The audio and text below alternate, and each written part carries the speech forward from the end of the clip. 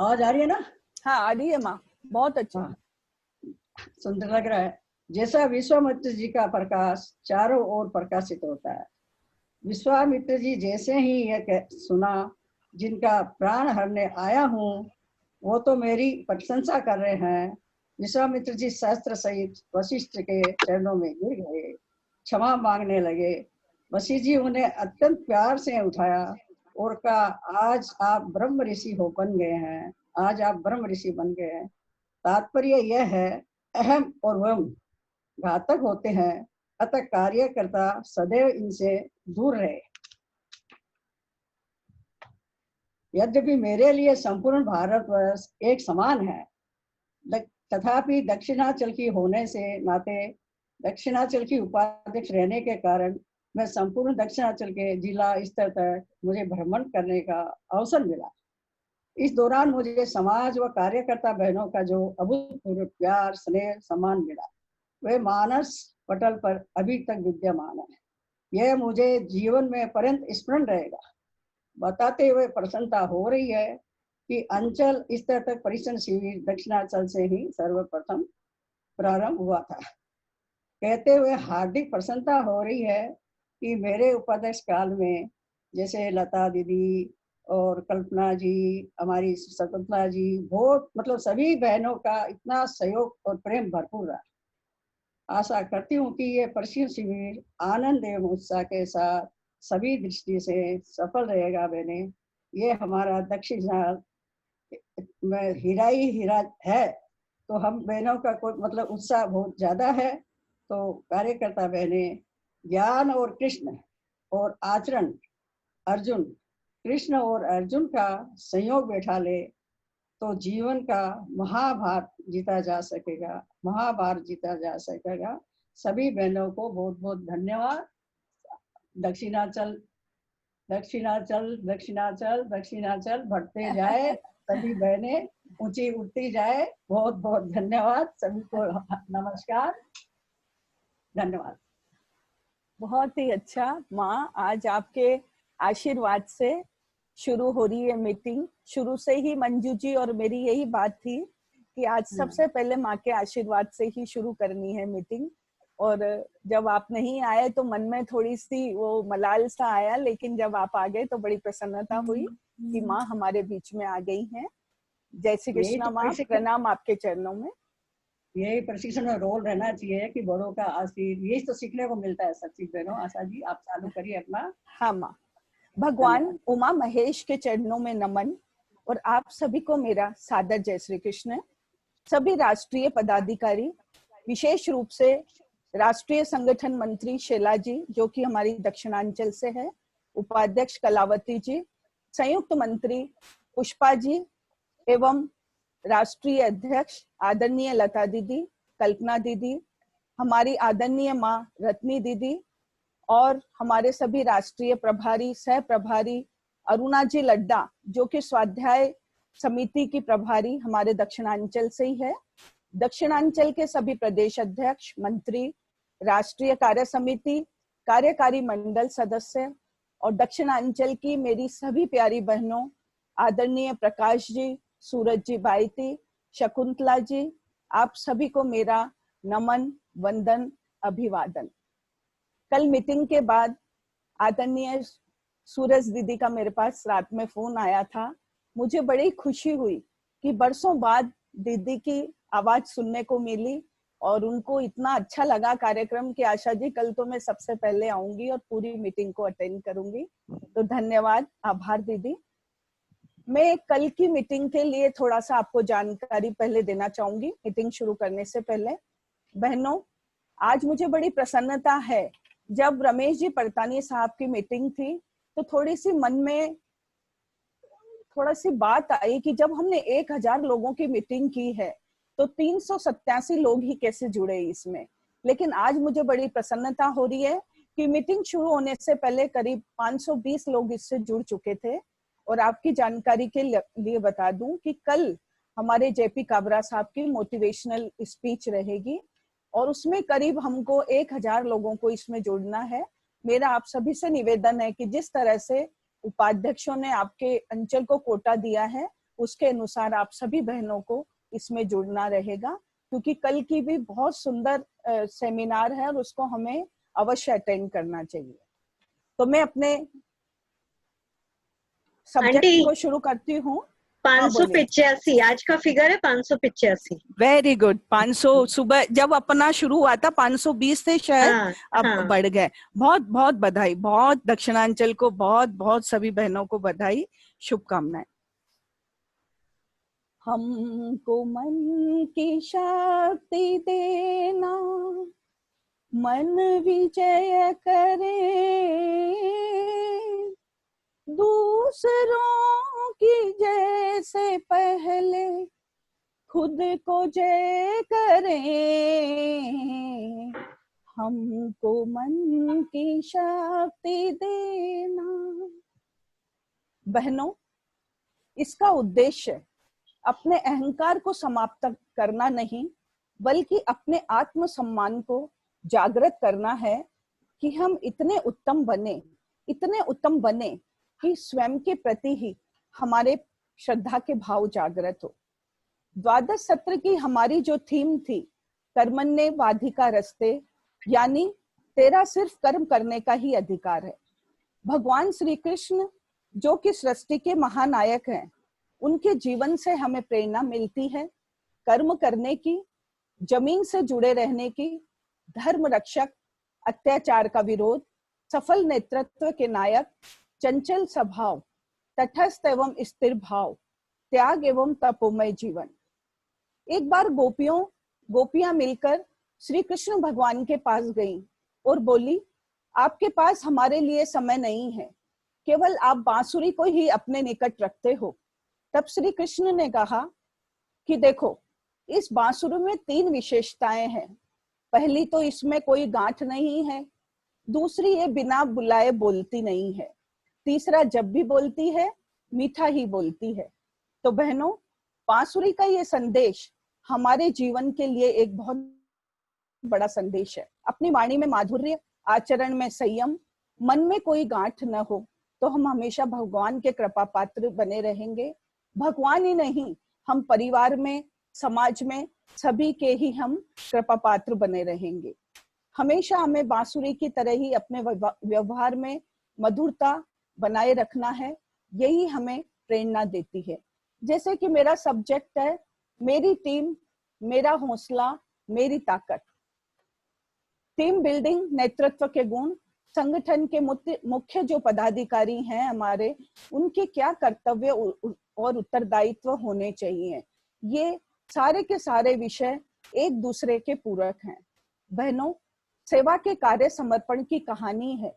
मैं अपनी टीम के साथ सपने लेकर आई हूँ, जो मैंने सोते हुए नहीं, जागते हुए देखे हैं। खुद लीडर बनो और दूसरों को भी बनाओ। अगर संगठन में हम कार्य करते हैं और अगर संगठन की हमारी बहनें ये कहती हैं कि अरे वाह, आपके साथ काम करके बड़ा मजा आया, तो हमारा उद्देश्य पूरा हो जाता है, ये सम्मान की बातें सुनकर।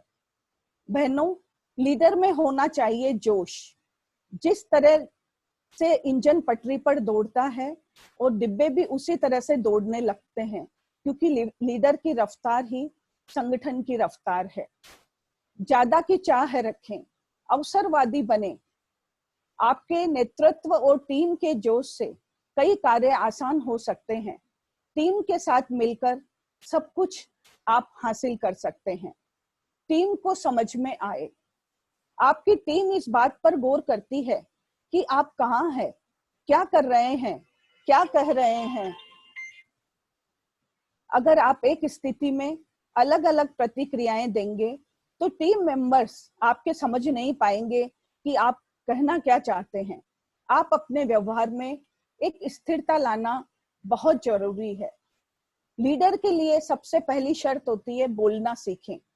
हर लीडर की अपनी पर्सनालिटी होती है, कोई एक्सट्रोवर्ट होता है तो कोई इंट्रोवर्ट होता है।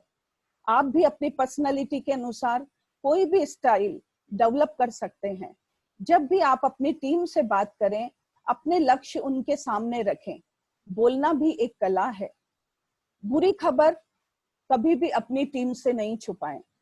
कई बार होता है कि जो अच्छी बातें होती हैं हम अपनी टीम के साथ शेयर करते हैं, परंतु अगर कोई बुरी बात होती है तो हम उसे छुपा लेते हैं, परंतु ये बहुत गलत होता है। उन्हें बताएं, कम्युनिकेशन का नया रास्ता उससे खुलेगा, हमारी टीम हम पर भरोसा करेगी। बार बार दोहराएं, हर कम्युनिकेशन को बार बार दोहराना चाहिए। दोहराते समय हमारी टोन जो होती है, बोलने का जो एक स्टाइल होता है, एक जैसा होना चाहिए। इससे यह तय होता है कि अलग अलग सदस्यों से अलग अलग समय आपने एक ही बात कही, एक ही बात पे आपने जोर दिया। अपना नेतृत्व स्वयं स्वीकार करें। बर्नार्ड शॉ ने कहा कि लीडर प्रतिदिन 15 मिनट देता है अपनी उपलब्धियों, आकांक्षाओं एवं सीमाओं के चिंतन के लिए। आवश्यक है सकारात्मक गुणों को सशक्त करके नकारात्मक लक्षणों को शने शने समाप्त करना। प्रत्यायोजन करें, डेलीगेशन। अपनी टीम के सदस्यों पर सूक्ष्म दृष्टि रखें और उन्हें अपनी योग्यता अनुसार कार्यों को वितरण करें। सब कुछ कार्य स्वयं करने का मोह नहीं पालें। नेपोलियन कहता है, मैं प्रत्यायोजन के माध्यम से बहुत सारे नेपोलियन पैदा कर सकता हूँ। हमारे तो ये 2 ही हाथ हैं, परंतु हम अपने प्रत्यायोजन से सैकड़ों सशक्त हाथ पैदा कर सकते हैं और उन्हें गतिमान कर सकते हैं। पर्यवेक्षण करें, केयर टेकर। टीम सदस्यों में कार्यों का बंटवारा करके देखें कि वे कितनी गुणवत्ता के साथ कितने समय में कार्य कर रही हैं। चाणक्य ने अपने शिष्य चंद्रगुप्त को पर्यवेक्षण के आधार पर एक महान शासक बना दिया था। पर्यवेक्षण निरंतर होना चाहिए।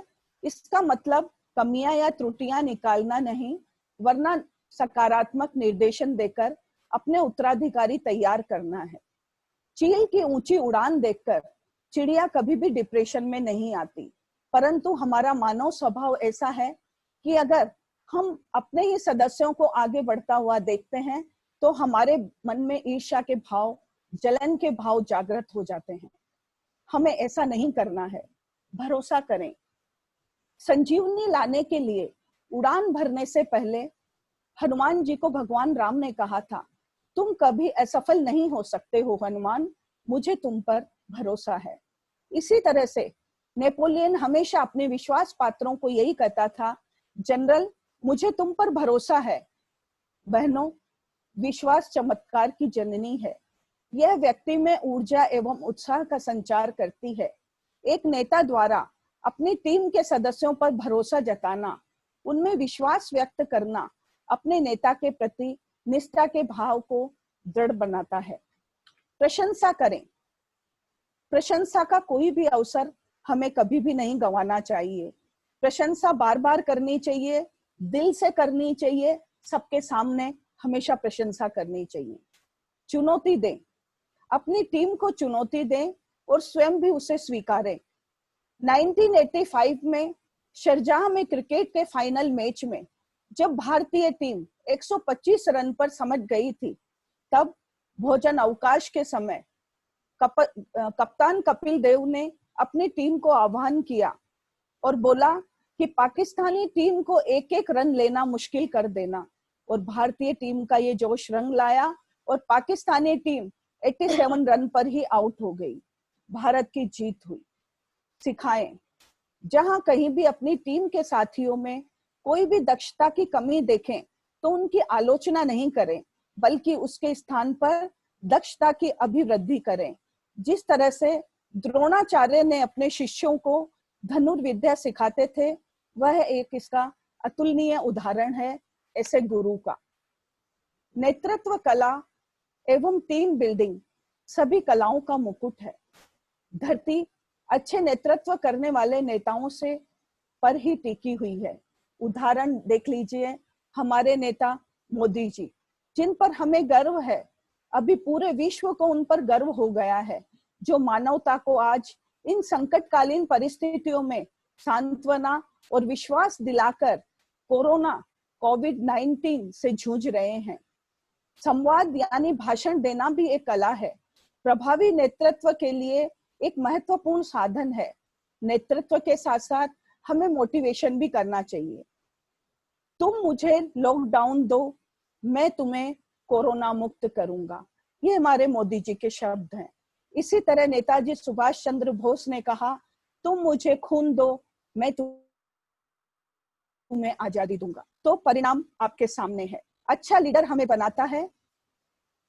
बनाना है तो इच्छा शक्ति, जुनून, लक्ष्य प्राप्ति हेतु अपना जज्बा होना चाहिए, जो हमें उच्च शिखर पर पहुंचाता है।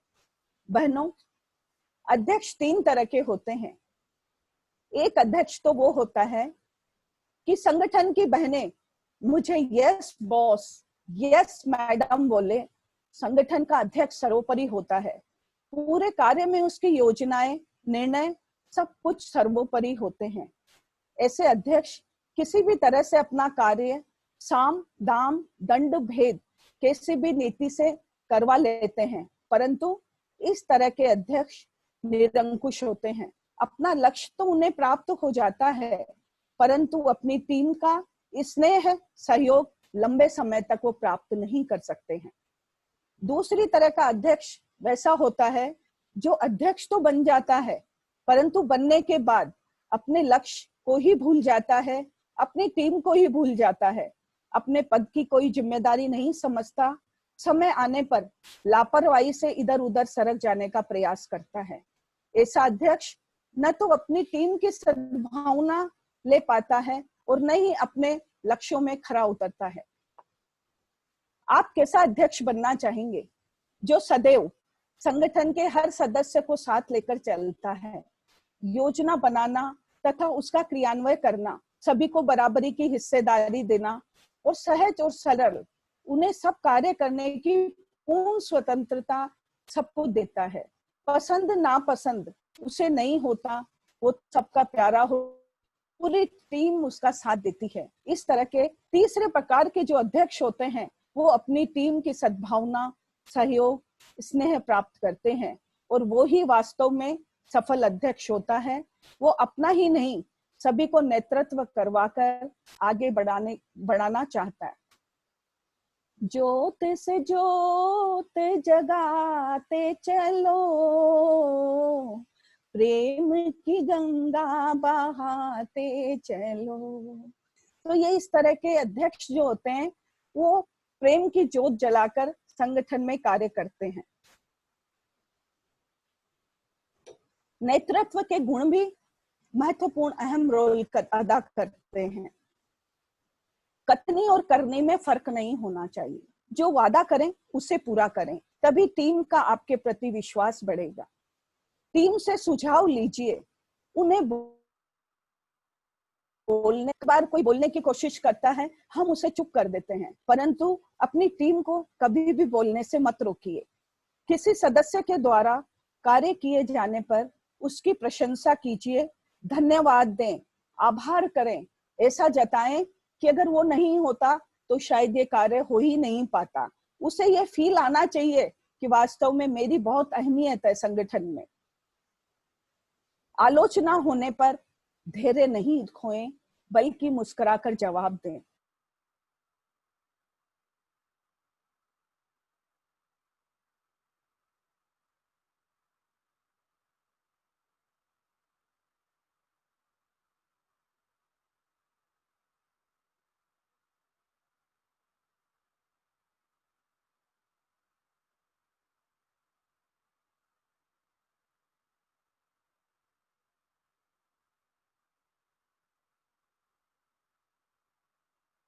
पर भी दोषारोपण करने से पहले सोचें, समझें, प्यार मोहब्बत के साथ कहें। सहज सरल विनम्र बने, कद इतना छोटा रखें कि सभी के साथ आप बैठ जाएं और मन इतना बड़ा रखें कि जब आप खड़े हो जाएं तो कोई वहां पर बैठा नहीं रह सके। संगठन में मैं का स्थान नहीं होता। जहां मैं और मेरा, वहां क्या है तेरा। जहां हम होता है, वहां सेवा सहयोग के लिए सैकड़ों हाथ दौड़े चले आते हैं। तो बहनों, हमें हमेशा सबको साथ लेकर कार्य करना चाहिए। हम पदों पर आ जाते हैं, परंतु हमें मालूम ही नहीं होता कि हमें क्या किया जाना चाहिए। अब की बार जो हमने ये ट्रेनिंग प्रोग्राम रखा है, उसके पीछे एक बहुत बड़ा उद्देश्य है कि हम अपनी बहनों को जानकारी दें कि आपके अधिकार क्या हैं, आपके कर्तव्य क्या हैं, आपको क्या काम करने हैं।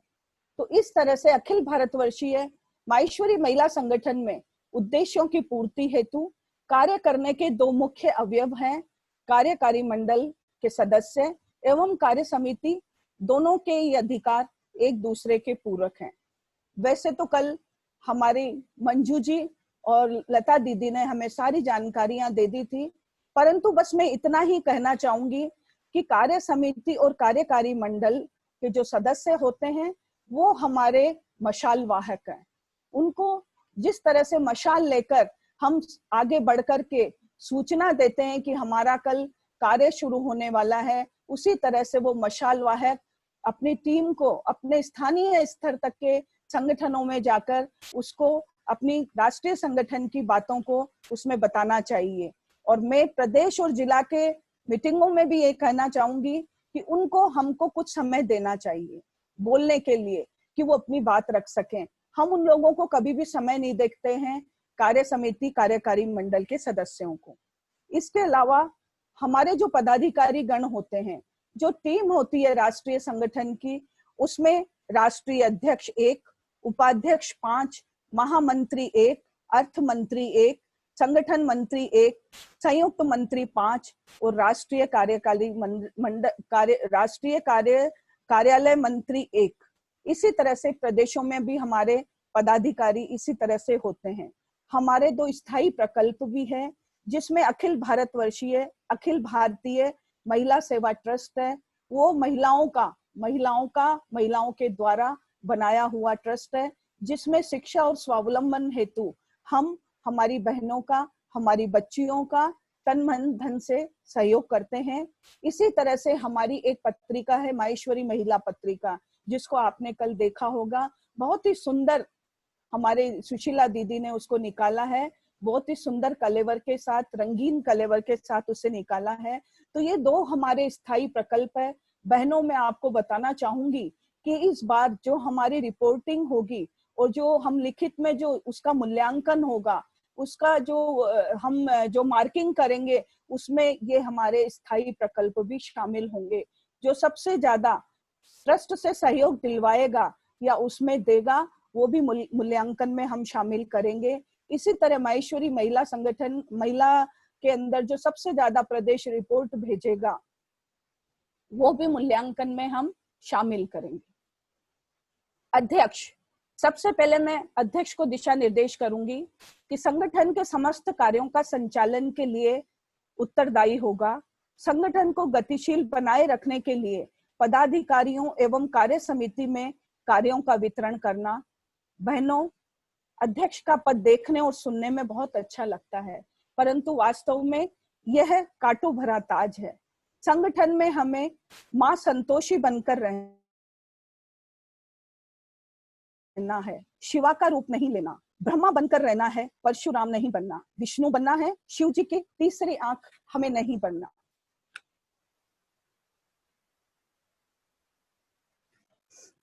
संगठन की टीम के आप बागवान हैं, कार्यकर्ताओं को आपको संभाल कर रखना है। जिस तरह माली फूल पत्ते पत्ते को संभालता है, डालियों को सींचता है, उसी तरह से संगठन के सभी सदस्यों के साथ आप विश्वास बना के आपको रखना है। जिस तरह से मैं का कोई स्थान नहीं होता, मैं यही कहना चाहूंगी कि अपनी बड़ाई स्वयं कभी भी नहीं करें। समय में जो हुआ हो गया। कई बार होता है कि मेरे समय में यह कार्य हुआ, अभी तो यह कार्य नहीं हुआ। इस तरह की हमारी जो तुलनात्मक बातें होती है, कई बार वो गलत हो जाती है।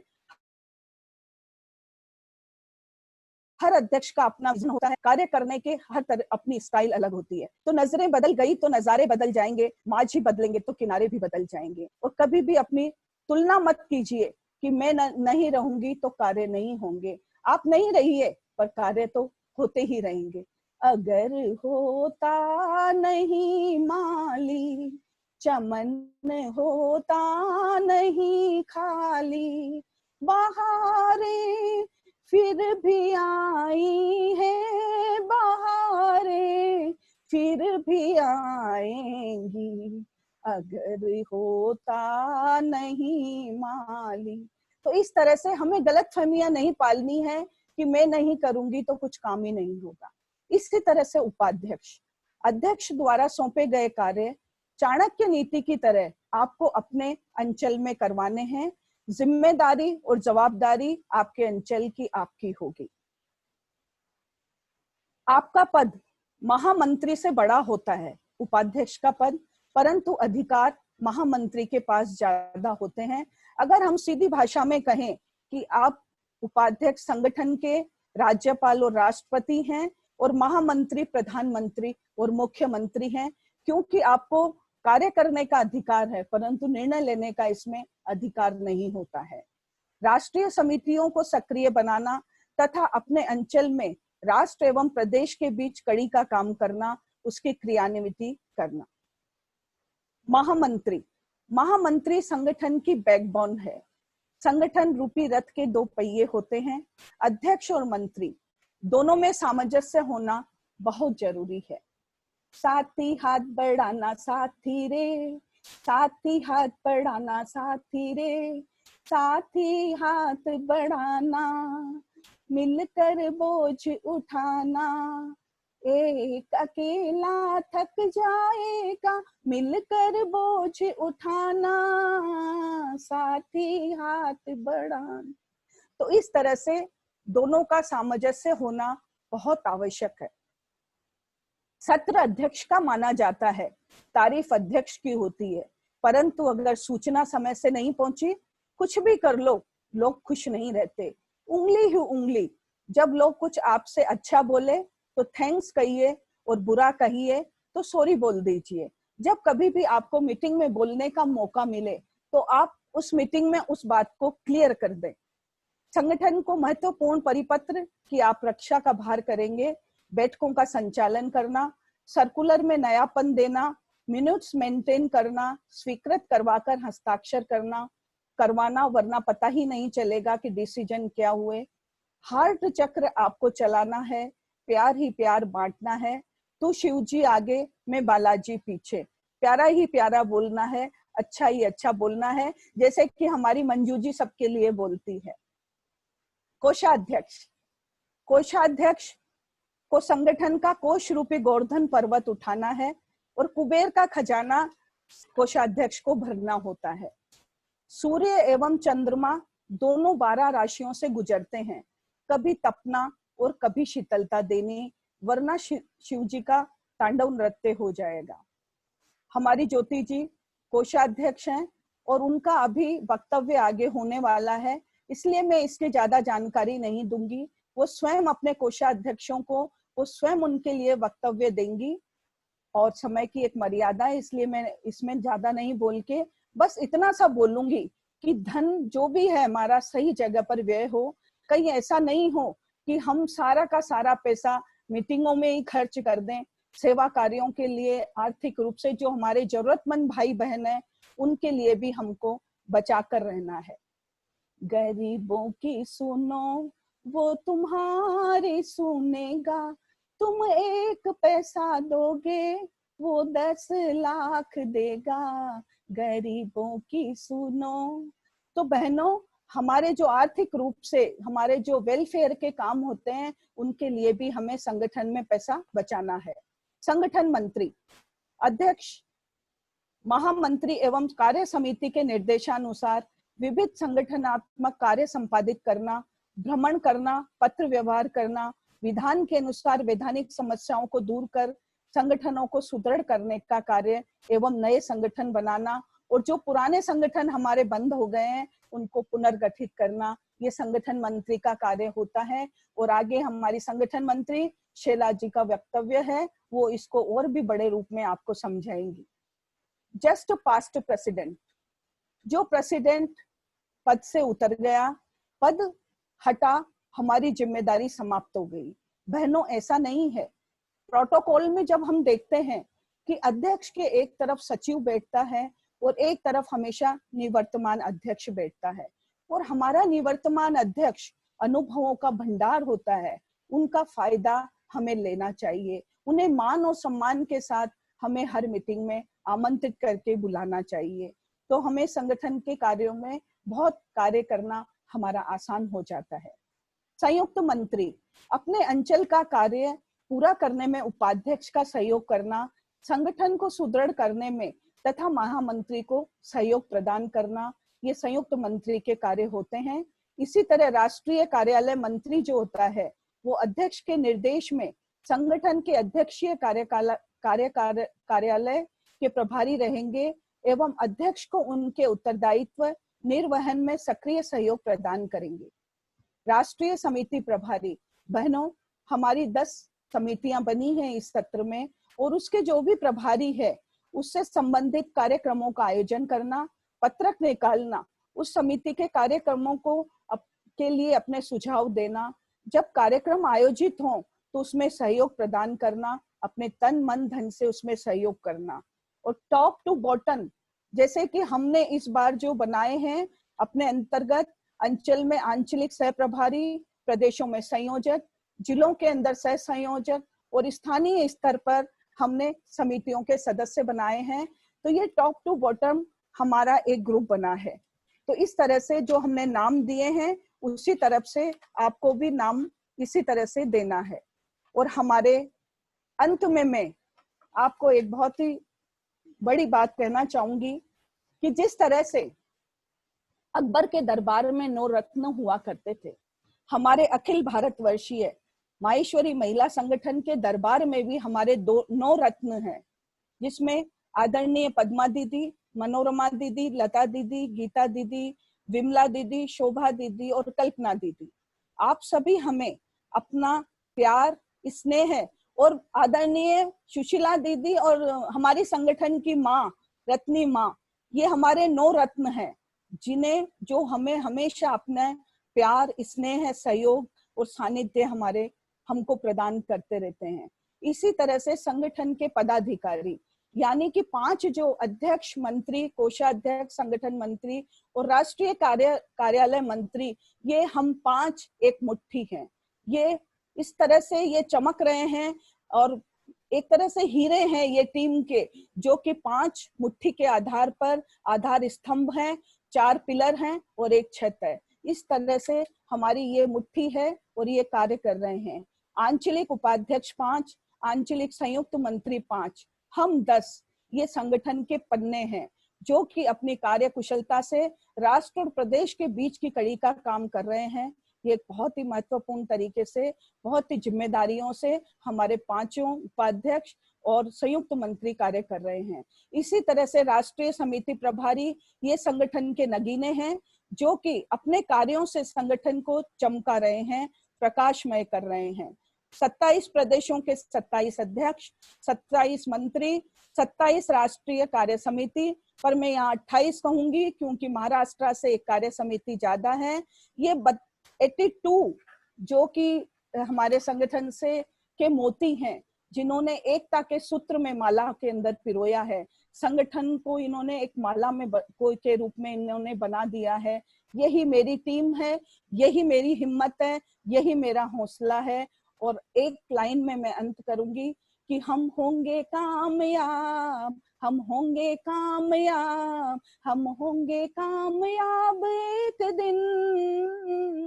हो मन में है विश्वास, पूरा है विश्वास, हम होंगे कामयाब एक दिन। और अंत में 2 शब्दों में अपनी वाणी को विराम देती हूँ। मेरा आपकी कृपा से सब काम हो रहा है, मेरा आपकी दया से सब काम हो रहा है।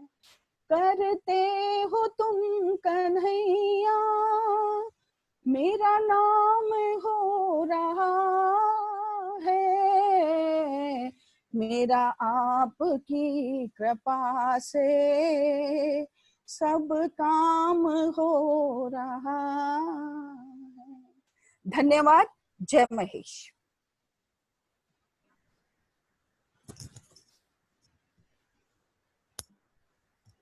मंजू दीदी, मंजू जी।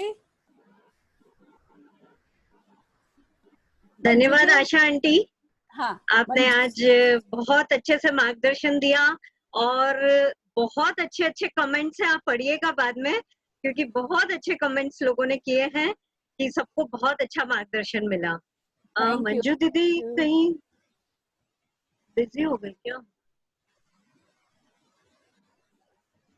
एक मिनट में चेक कर लूं मंजू दीदी। हाँ हाँ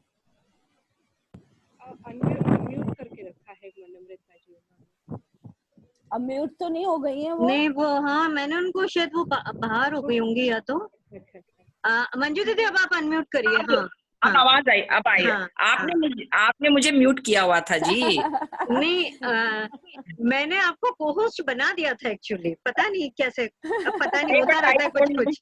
हाँ कुछ कुछ होता रहता है।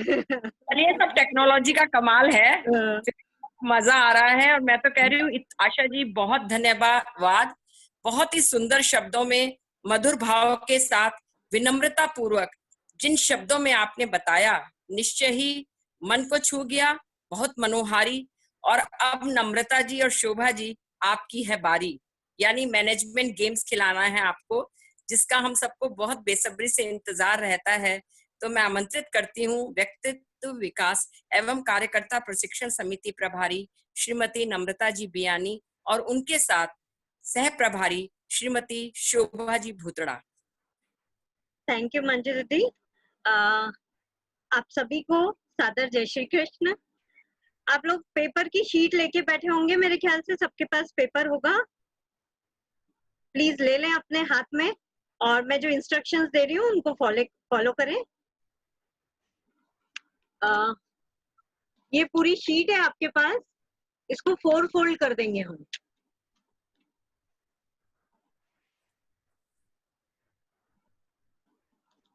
फोर फोल्ड करने के बाद आप लोग कर रहे हैं सब क्या? मैं 1 मिनट गैलरी व्यू में देख रही हूँ जरा।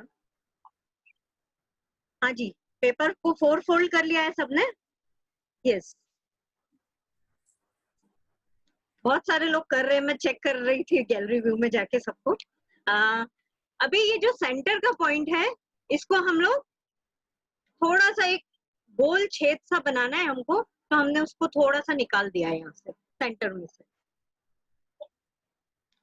और फिर इसके अपोजिट जाके उसको भी हम थोड़ा सा फाड़ देंगे, कट कर देंगे, और ये दूसरा कॉर्नर जो है उसको भी कट कर देंगे।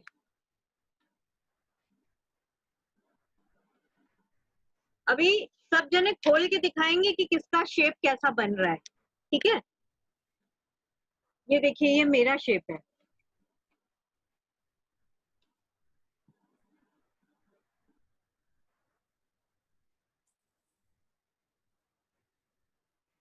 यस, बहुत सारे लोगों ने किया है, मजा आ रहा है देख के।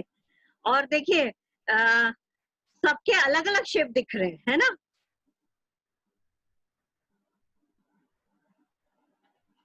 हमारी इस एक्टिविटी की जो टीचिंग है वो बताने जा रही हूं मैं आपको।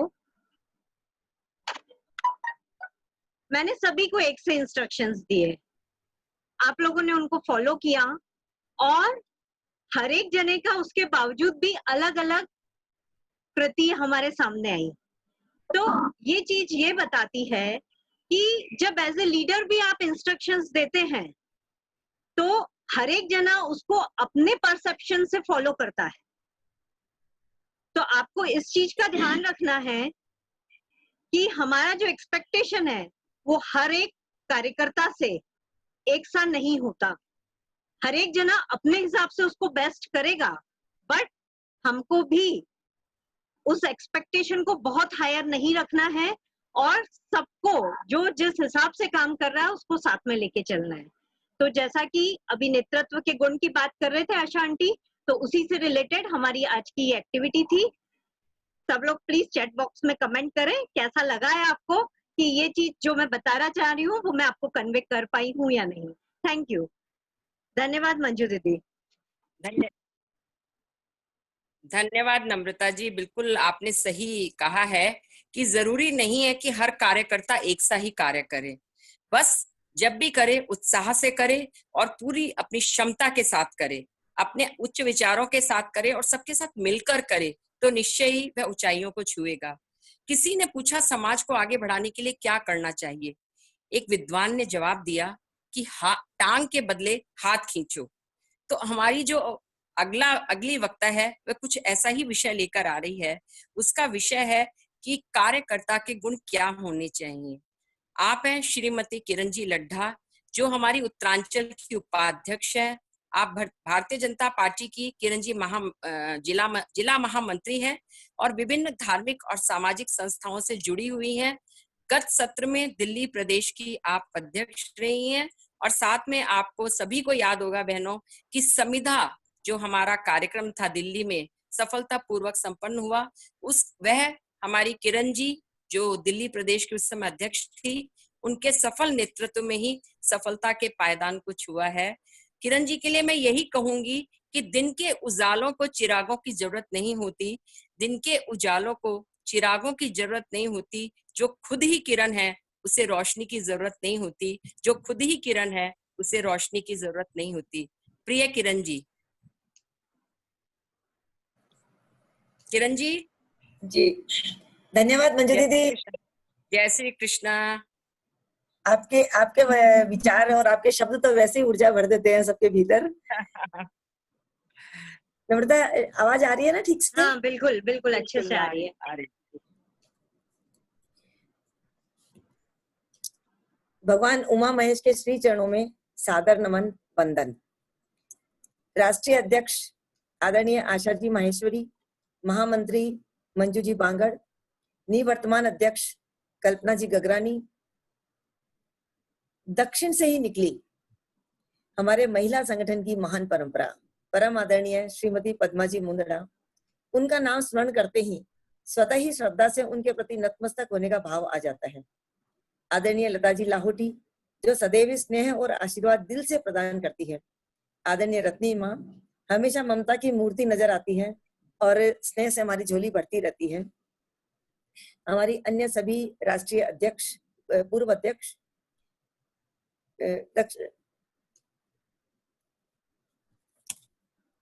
हमारी आदरणीय शैला दीदी, ज्योति दीदी, मधु भाभी, और दक्षिणांचल से हमारी बहुत ही प्यारी बहनें कलावती जी जाजू, जिन्हें हम अम्मा करते हैं, और पुष्पा जी तोषनीवाल।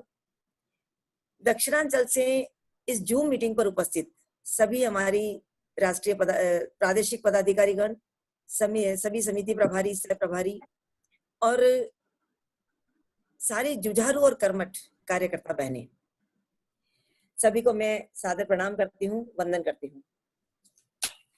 बहनों, सबसे पहले तो मैं राष्ट्रीय नेतृत्व का बहुत बहुत आभार प्रकट करती हूँ कि आपने एक वक्ता के रूप में मेरा चयन किया और यह अवसर प्रदान किया। मुझे आज बोलने के लिए विषय दिया गया है कार्यकर्ता के गुण। बहनों, अभी अभी हमारी बड़ी दीदी आशा दीदी ने हमें नेतृत्व के गुण बताए, और मैं आप सबको बता दूं कि जो नेता होता है वो तो सबसे बड़ा कार्यकर्ता होता है। आज दीदी ने जितने गुण बताए हैं वो उस बड़े कार्यकर्ता में हमने देखे। अब हम छोटे कार्यकर्ता क्या सीखते हैं ये देखते हैं आगे। और एक बात और बताना चाहूंगी कि अभी अभी मुझे तमिलनाडु प्रदेश की बहनों से कुछ दिनों पहले मिलना हुआ और बहुत अच्छा लगा उस प्रदेश में जूम पर आकर। बहनों से जो आत्मीय स्नेह मिला अभी तक मेरे हृदय में समाया हुआ है। एक बार पुनः मैं उन सभी बहनों के लिए भी धन्यवाद करती हूँ। बहनों, ये विषय ऐसा है कि इस पर जितना बोला जाए कम है, क्योंकि गुणों की जहां बात आती है उन्हें हम सीमित दायरे में नहीं बांध सकते। वो अपार है, बहुत बड़ा पिटारा है उनका। फिर भी अपने व्यक्तिगत अनुभव से और हमारे वरिष्ठ राष्ट्रीय पदाधिकारियों से अब तक जो भी सीखने को समझने को मिला है उसे ही 20 मिनट के सीमित समय से मैं ही ज्यादा से ज्यादा जानकारी आपके समक्ष प्रस्तुत करने की पूरी कोशिश करूंगी।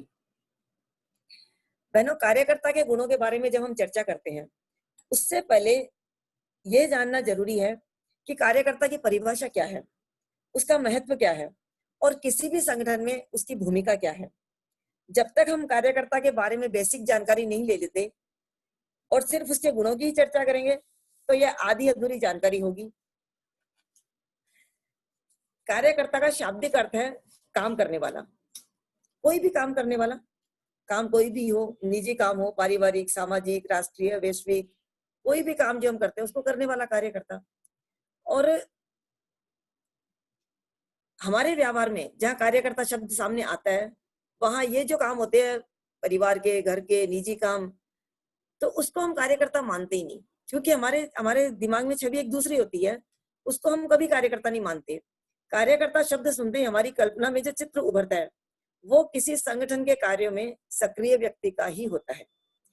और संगठन भी बहुत तरह के होते हैं, और जैसा उसका कर्म क्षेत्र है कार्यकर्ता का, जैसे अनेक तरह की संस्थाएं हैं, सामाजिक संस्था, राजनीतिक संस्था, धार्मिक संस्था, सांस्कृतिक संस्था, और उसी में काम करने वाला अपने कर्म क्षेत्र के हिसाब से कार्यकर्ता कहलाता है, सामाजिक कार्यकर्ता, धार्मिक कार्यकर्ता आदि आदि।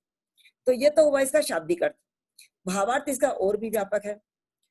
कुछ ऐसे भाव, कुछ ऐसे तत्व, कुछ ऐसी विशेषताएं होती है जिनसे परिपूर्ण होकर ही वह सही अर्थों में कार्यकर्ता बनता है। उनकी चर्चा हम आगे करते हैं। अब एक दृष्टि डालते हैं कि किसी संपूर्ण कार्यकर्ता का संगठन में महत्व क्या है। कोई भी संस्था या संगठन के गठन से लेकर उसके उद्देश्य की प्राप्ति तक कार्यकर्ता की बहुत महत्वपूर्ण भूमिका होती है। बिना कार्यकर्ता के संगठन ऐसे प्रतीत होता है जैसे बिना रीढ़ की हड्डी के मानव का शारीरिक ढांचा। जिस तरह रीढ़ की हड्डी के बिना शारीरिक ढांचा खड़ा नहीं रह सकता, उसी तरह कार्यकर्ता के बिना कोई भी संगठन खड़ा नहीं हो सकता। नेतृत्व कितना ही उच्च कोटि का हो, उसकी कितनी ही बढ़िया से बढ़िया योजनाएं हो, लेकिन यदि कार्यकर्ता सक्षम ना हो तो कोई भी योजना अपना लक्ष्य सिद्ध नहीं कर सकती। कार्यकर्ता तो नेतृत्व के साथ साथ संगठन की एक मजबूत कड़ी है। यदि वो थोड़ी सी भी ढीली पड़ जाए तो पूरा संगठन कमजोर पड़ जाता है। सेना के उस सिपाही की तरह है। सेना में सेनापति यदि किसी सेना में बहुत मजबूत है, लेकिन उसके साथ सक्षम पूरी सेना नहीं है, एक एक सिपाही उसका इतना सक्षम होना चाहिए, वो सक्षम सेना नहीं है, तो सेनापति भी कमजोर पड़ जाएगा, अकेला वो भी नहीं चला पाएगा। तो इस तरह हम देख सकते हैं कि कार्यकर्ता का बहुत महत्वपूर्ण रोल होता है किसी भी संगठन में, और कार्यकर्ता की भूमिका भी बहुत महत्वपूर्ण होती है। अब अपने इस महत्वपूर्ण रोल को निभाने के लिए उसमें वो कौन से गुण होने चाहिए, कौन से उसकी वो क्वालिटीज होनी चाहिए जिसके होने से ही वो अपनी एक सक्षम, जुझारू, कर्मठ और बहुत ही सुदृढ़ कार्यकर्ता की भूमिका निभा सकता है। इसके लिए मैं आपको कुछ अब गुण बताऊंगी। सबसे पहला है पारदर्शिता। किसी भी व्यक्ति में जो सार्वजनिक क्षेत्र में काम करे या हम कहें कि सामाजिक क्षेत्र में काम करता है, उसका पारदर्शी होना बहुत आवश्यक है, ट्रांसपेरेंट होना बहुत आवश्यक है। अपनी कार्य प्रणाली में, रुपए पैसे का हिसाब देने में, अपने विचारों के आदान प्रदान में, कथनी और करनी में, उसके आचरण में सदैव पारदर्शिता होनी चाहिए। कई बार हम देखते हैं ना, आदमी सोचता कुछ है, बोलता कुछ है, बोलता कुछ है, करता कुछ है, करता कुछ है, बताता कुछ है। इस तरह करने से हमेशा उसकी छवि खराब होती है। हमने अपने ही समाज में अनेक ऐसे कार्यकर्ताओं को देखा है, अनेक ऐसे व्यक्तियों को देखा है जिन्होंने बहुत काम किया है, ऊंचे पदों तक जाकर काम किया है, तन मन धन समय ऊर्जा सबका भरपूर प्रयोग किया है। बावजूद उसके यदि उनसे कहीं भी पारदर्शिता में चूक हुई है तो वे आलोचना के पात्र बन गए। थोड़ी सी भी चूक आपको हमेशा आलोचना का पात्र बना देती है। तो पारदर्शी होना बहुत जरूरी है। और जो पारदर्शिता के साथ काम करता है, ये बहुत बड़ा पॉइंट मैं बता रही हूँ आपको, कि हमेशा जो पारदर्शिता के साथ काम करता है वो आत्मविश्वास से भरा रहेगा। सच्चाई से जो काम करेगा उसके आत्मविश्वास में कभी कमी नहीं आएगी। और जब आत्मविश्वास में कमी नहीं होगी तो उसके सारे काम इतने अचूक होंगे, इतने सुदृढ़ होंगे, और कोई कितना भी उस बुराई करने की कोशिश करे, कोई कितना भी टांग खींचने की कोशिश करे, कोई कितना भी आपके रोड़ा अटकाने की कोशिश करे, आप सच्चाई पे हैं और आपका आत्मविश्वास भरपूर है तो आपको आगे जाने से कोई नहीं रोक सकता। आपको अग्रिम पंक्ति तक जाने से कोई नहीं रोक सकता। तो सबसे पहला गुण कि आप में पारदर्शिता होना बहुत जरूरी है। दूसरे गुण पे आते हैं, प्रेम। प्रेम, प्यार, स्नेह कुछ ऐसे शब्द है बहनों जिनके बोलने से ही शरीर में एक रस की धारा बहने लगती है। और इनको गोल्डन वर्ड्स भी कहा गया है, सॉरी, थैंक्स, इस टाइप के कुछ ये हमारे वर्ड्स ऐसे हैं कि आधा काम तो हमारा इन्हीं से ही हो जाता है। कहते हैं प्रेम की भाषा मनुष्य नहीं जानवर भी बखूबी समझता है। प्यार से आप हिंसक जीव को भी पालतू बना सकते हैं। आपकी वाणी में, आपके व्यवहार में प्यार का होना बहुत आवश्यक है।